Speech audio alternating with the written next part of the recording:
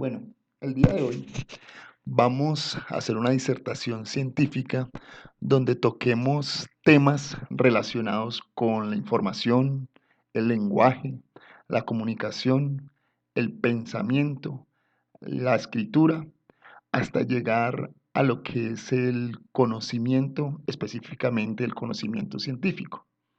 Todos estos temas vamos a desarrollarlos con el fin de contestar una pregunta que nos pone a pensar en cómo la información y la manera como nosotros la organicemos tiene que ver exactamente con la construcción del conocimiento científico.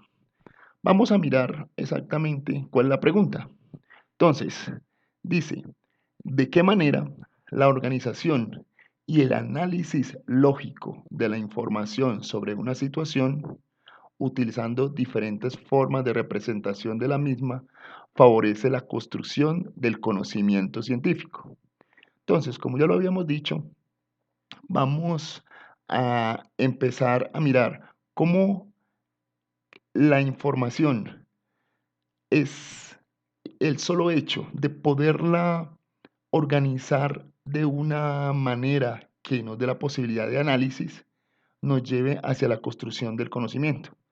Para contestar la pregunta, no, yo aquí he desarrollado 4 pasos que van como en forma ascendente, en una escala, donde primero tenemos lo que es la información como tal.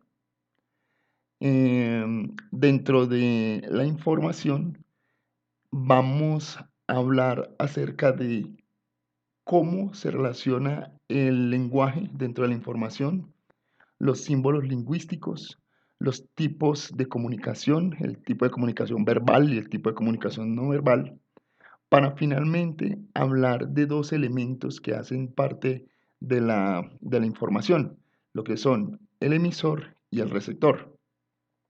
Después de conocer todos estos elementos que hacen parte de la información, entonces saltamos como al otro escalón, que es donde nosotros vamos a hablar acerca de cómo se puede organizar la información. Aquí nosotros sabemos que hay 2 categorías en las cuales nosotros podemos distinguir la información, porque hay una que es la información que nosotros podemos organizar de forma escrita y hay otra que la podemos organizar de forma no escrita. Entonces vamos a ver los ejemplos exactamente para distinguir bien esas 2 categorías aquí en la organización. Después de pasar de lo que ya hemos visto de la organización, entonces saltamos aquí a otra etapa ya superior, donde vamos a hablar de lo que es el análisis de la información, de cómo nosotros podemos hacer análisis cuantitativo y cómo se puede hacer también un análisis cualitativo de la información, para finalmente pasar a lo que es la etapa del conocimiento, donde aquí vamos a estar haciendo como una pequeña descripción de cada uno de los tipos de conocimiento que en estos momentos hay. Entonces, iniciemos aquí en información. Vemos nosotros aquí que la información tiene estos elementos, lo que es el lenguaje, lo que son los signos lingüísticos, la comunicación verbal y no verbal, y lo que es el receptor y el emisor. Vamos a definir primero lo que es información. La definición como tal de información está dada por una serie de datos que se pronuncian con la intención de que tengan un significado para el receptor. Por ejemplo, cuando estamos haciendo una llamada telefónica, la persona que está a un lado de la línea mandando un mensaje quiere que quien reciba la información sea capaz de interpretarla bien. Entonces, siguiendo con la definición, la información debe tener un sentido para quien la está recibiendo. Entonces, nosotros aquí podemos hablar de que la información tiene cada uno de estos elementos donde el lenguaje como tal, según Alexander Luria, le aporta al acto comunicativo una colección de signos que pueden ser abstractos o concretos, que nos ayudan a visualizar el mundo exterior. Un ejemplo de un elemento abstracto puede ser la voluntad, mientras que para un ejemplo concreto podríamos estar hablando de lo que es el dinero. El lenguaje como tal tiene varios signos lingüísticos. Aquí dentro de signos lingüísticos es muy importante diferenciar lo que es el significante de lo que es el significado. Nosotros cuando pronunciamos como tal la palabra, nosotros nos estamos refiriendo al significante. El significante es lo que nosotros escuchamos y la interpretación que se le da a ese significante es lo que llamamos significado. Por eso aquí en la gráfica colocamos como significante cada una de las letras que aparecen, mientras que el significado ya es la concepción mental de lo que es la mesa. ¿Listo? Ahora, este, este concepto como tal a nosotros nos lo amplió más eh, el señor Ferdinand Saussure, quien dice que el lazo que une el significante al significado es arbitrario, depende de cada interpretación.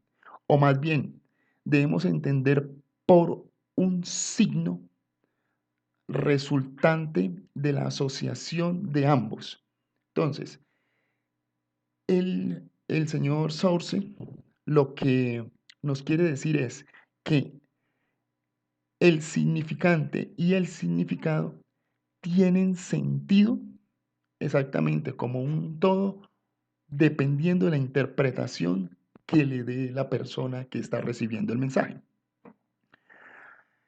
Hablemos ahorita de cómo el lenguaje tiene que ver con lo que es la comunicación verbal y la comunicación no verbal.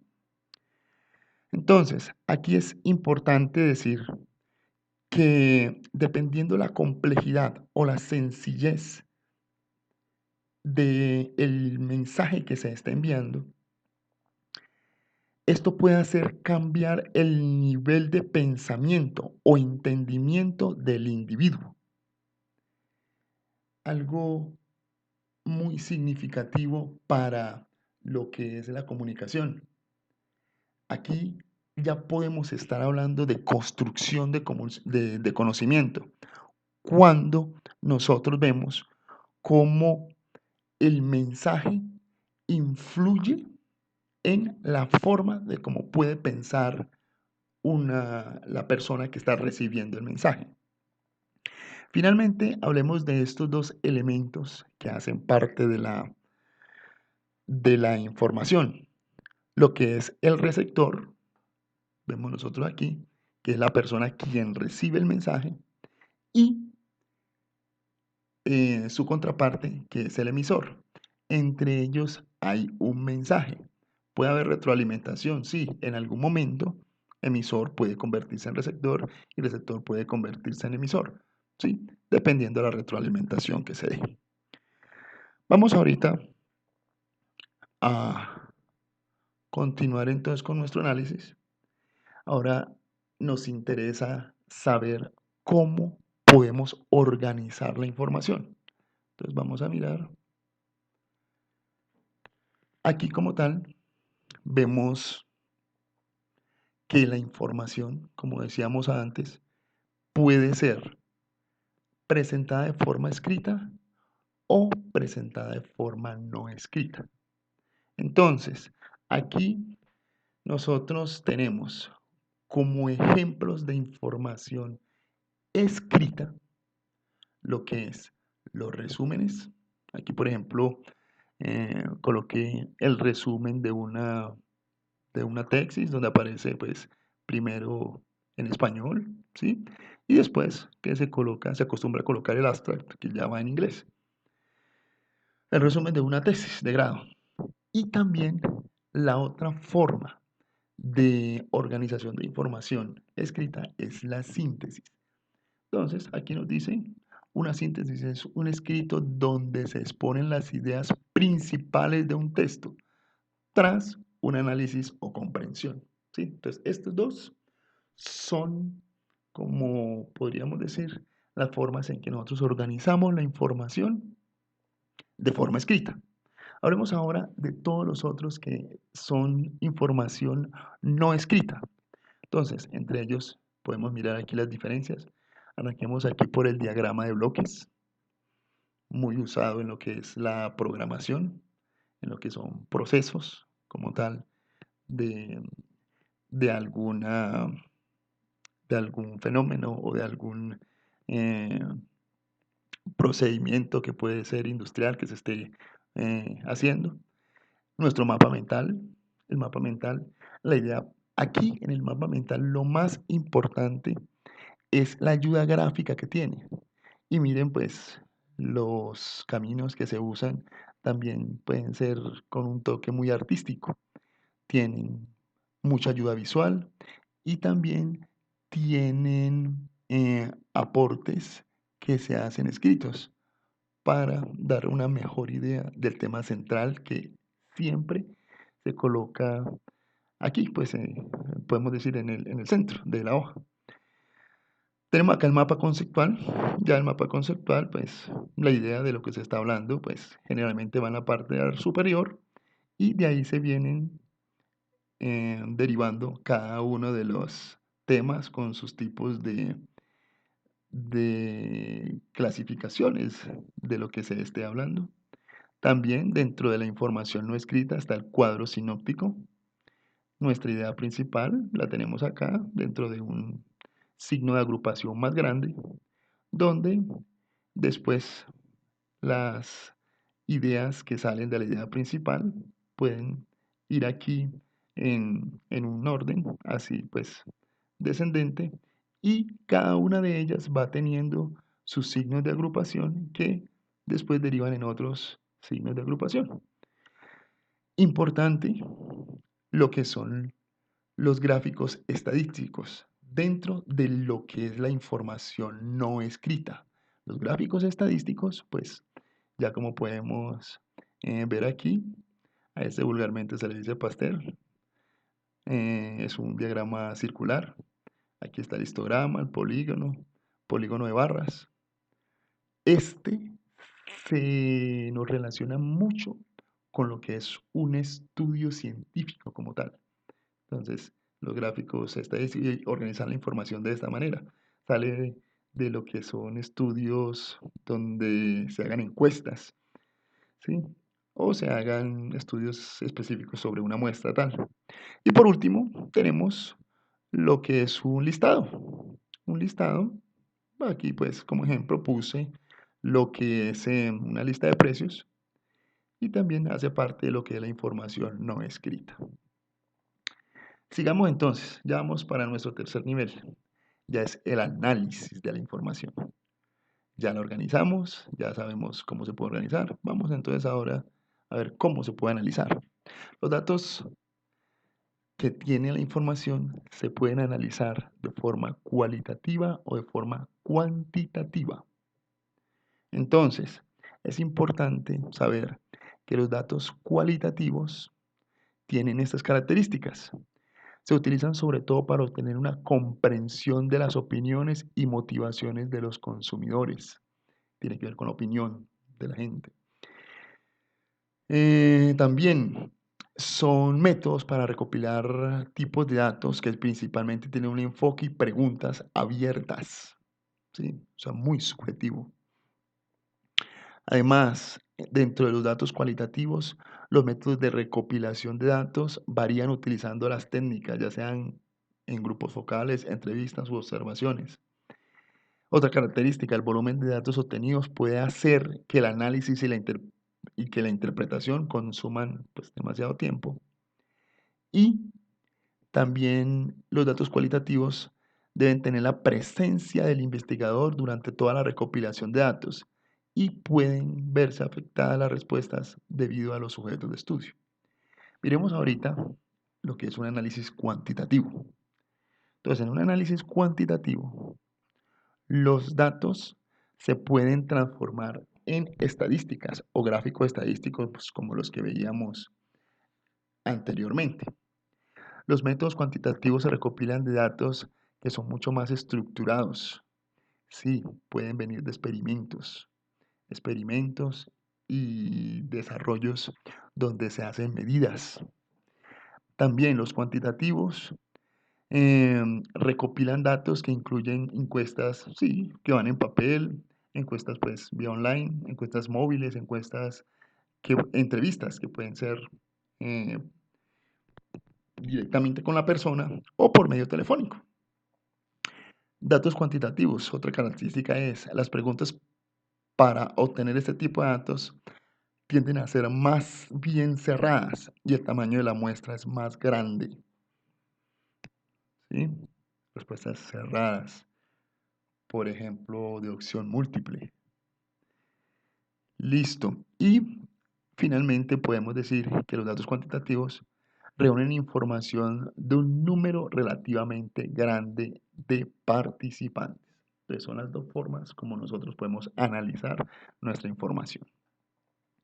Ahora, ya finalmente, pasemos a lo que vamos a denotar como conocimiento. Entonces, miremos aquí los tipos de conocimiento que tenemos. Son 7 tipos de conocimiento, pues entre ellos está un conocimiento indirecto, que es obtenido mediante referencia por ejemplo, mediante la memoria. Conocimiento directo es conseguido mediante los sentidos, ¿sí? Todo lo que nosotros podemos percibir mediante nuestros sentidos. El conocimiento científico, que es el que nos interesa, está sustentado en la experimentación e investigación como tal. Ahora, también existe el conocimiento filosófico, es adquirido mediante la reflexión. Está el conocimiento religioso, basado solamente en la fe. Y el conocimiento empírico, que es la percepción inmediata del mundo mediante la experiencia y los sentidos. Entonces, como podemos nosotros concluir, eh, la organización de la información mediante lo que es la forma no escrita, más que todo cuando lo hacemos con gráficos estadísticos. Y un análisis cuantitativo de esa información nos lleva a nosotros a, a que podamos construir conocimiento científico. ¿Listo?